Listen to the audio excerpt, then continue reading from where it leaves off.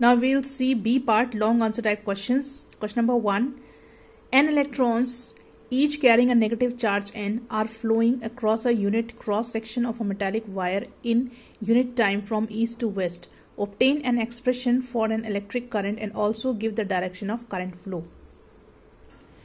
So the answer is expression for electric current and its direction. The direction of the electric current is always opposite to the direction of the electrons. From question we know that the direction of the electron is from east to west. So the direction of the current will be west to east. ठीक है, opposite होगा. So magnitude of the current is given by the formula I is equal to Q upon T, or capital I is equal to capital T upon capital Q upon capital T, where Q is equal to charge, or charge is equal to N into E, T is equal to time. Now the current passing through electric wire from 1 second is given as I is equal to N into E upon 1. So therefore the electric current is N into E and its direction is from west to east. Question number 2. Distinguish between a primary cell and a secondary cell. ये आपको page number 234 पे मिलेगा. So this is page number 234 और यहाँ पे table 8.1 में आप primary cell और सेकेंडरी सेल में डिफरेंशिएशन को देख सकते हैं. तो ये पूरा टेबल आपको इस तरह से कॉपी में ड्रॉ करना है. Question number 3. What is an electric current. ये हम ऑलरेडी शॉर्ट में कर चुके हैं, तो ये वाला पार्ट हम नहीं करेंगे, इसका सेकेंड पार्ट करेंगे. Briefly discuss the mechanism of current flow through a conductor when a cell is connected across its end. So this is given on page number 232. This is page number 232. यहाँ पे आपको first paragraph दिख रहा है, mechanism of current flow through a metallic wire.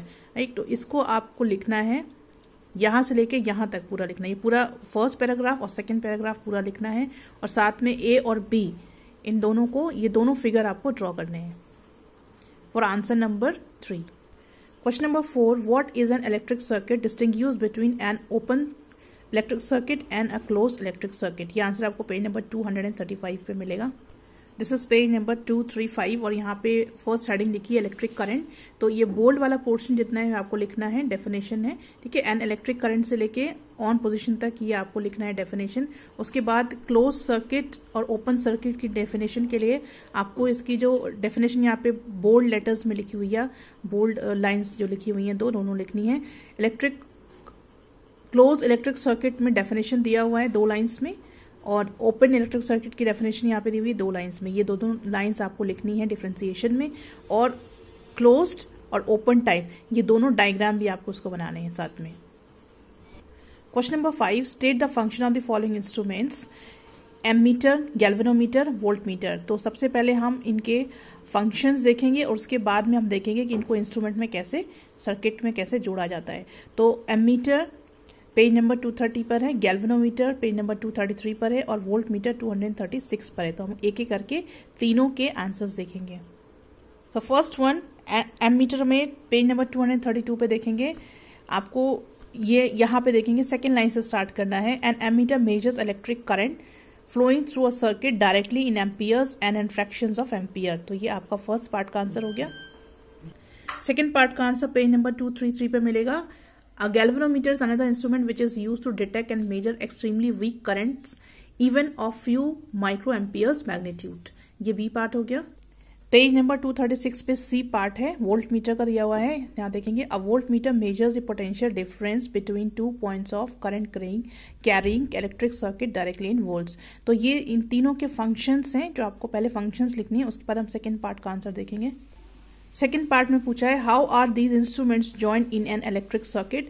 तो ammeter कैसे join होता है इलेक्ट्रिक सर्किट में, join in series. Galvanometer join in series and voltmeter join in parallel. ठीक है, तो आप इसको यहां लिख सकते हैं, join in series to an electric current, sorry electric circuit, फिर join in series to an electric circuit and join in parallel to an electric circuit. या फिर आप सिर्फ ये लाइन्स भी लिख सकते हैं. Right. Then question number 6. What are conductors and insulators of electricity? Give examples too. Page number 231 पे ये आंसर आपको मिलेगा. This is page number 231 और यहाँ जो जितना बोल्ड में लिखा है सिर्फ वही आपको डेफिनेशन में लिखना है. तो first we'll see conductors. Conductors are those substances which allow electricity to flow through them. Metals such as silver, copper, aluminium, nickel, tin, etc. Mercury, human and animal bodies are example of electric conductors. Then Insulators are those substances which do not allow electricity to flow through them. Glass, porcelain, plastic, rubber, wood, nylon, etc. are examples of electric insulators. So ये आपका answer number 6 हो गया. Question number 7. Explain the concept of potential difference by giving two analogies. So ये answer आपको page number 236 पे मिलेगा. This is page number 236. यहाँ पे पॉइंट यहाँ पे दिया है टू एनालॉजीज. यहाँ पे पॉइंट नंबर 1 और पॉइंट नंबर 2 आपको लिखना है और ये कंप्लीट पॉइंट्स आपको लिखने हैं और अलॉन्ग विद दिस ये डायग्राम भी आपको बनाना है. Water flowing from high level to lower levels. Question number 8. State important properties of a magnet. तो ये आप आंसर से लिखेंगे important properties of a magnet are. फिर पेज नंबर 239 और 240 पे हम देखेंगे. दिस इज पेज नंबर 239 और यहाँ पे देखेंगे प्रॉपर्टीज ऑफ अ मैग्नेट लिखा हुआ है. तो इसमें आपको पॉइंट्स लिखने हैं. Attractive property, then directive property जो आपको यहां तक लिखना है, ठीक है, नॉर्थ साउथ डायरेक्शन. जो फर्स्ट हमने देखा था अट्रैक्टिव, उसमें एक ही लाइन है, वो पूरा लिखना है. सेकंड में आपको डायरेक्शन तक लिखना है. थर्ड में आपको सिर्फ ये जो बोल्ड लेटर से लिखा है यहीं से आपको लिखना है, ठीक है. Magnetic poles of magnet are the points where active property of magnet is maximum, ठीक है. फिर फोर्थ पॉइंट आपको कंप्लीट लिखना है. तो सिर्फ आपको 1 2 3 4 पॉइंट्स ही लिखने हैं क्योंकि ये ऑलरेडी हम शॉर्ट में, नीचे के जो 2 पॉइंट्स हम शॉर्ट में कर चुके हैं. Question number 9. What is a magnetic compass? Briefly describe its construction. ये पेज नंबर 240 में मिलेगा. दिस इज पेज नंबर 240 और यहाँ पे आप मैग्नेटिक कंपास को देख रहे हैं. तो ये फुल पैराग्राफ लिखना है, साथ में ये फिगर भी आपको ड्रॉ करना है. Question number 10. What are magnetic field lines? How can you draw magnetic field lines due to a bar magnet? तो ये आपको पेज नंबर 242 पे मिलेगा.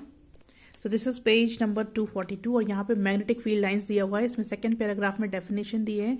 ये डेफिनेशन आपको 2 लाइंस में दी हुई है, ठीक है. मैग्नेटिक फील्ड से लेके एट दैट पॉइंट तक आपको डेफिनेशन लिखनी है. उसके बाद बी पार्ट आपको लिखना है plotting of magnetic field lines around a bar magnet.